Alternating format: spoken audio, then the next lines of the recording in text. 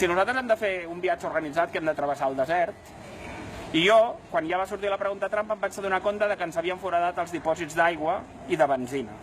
Per tant, morirem al mig de la travessia. Val? I hi ha persones que per covardia, per interessos dintre de partits o perquè treballen per l'enemic, ens diuen no, ja veurem què passa. Si tens raó, et donaré la raó. Escolta, morirem tots.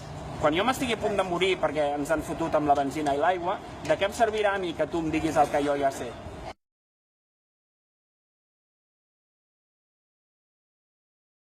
Si les persones que estaven ballant a la coberta del Titanic, en comptes de pensar que com era insubmergible era una broma el que els hi feien, haguessin corregut a agafar els bots, molts no s'haguessin mort ballant en el Titanic.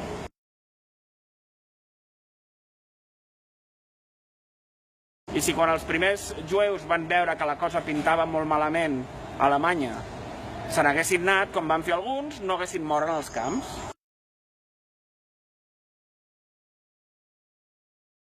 Això de demanar proves, a vegades quan les proves arriben, ja és massa tard.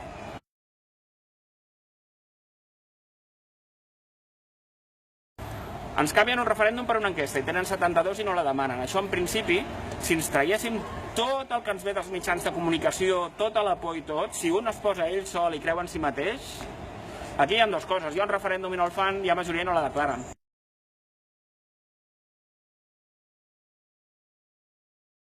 Quants trillons de catalans hem de sortir a manifestar-nos per ser independents?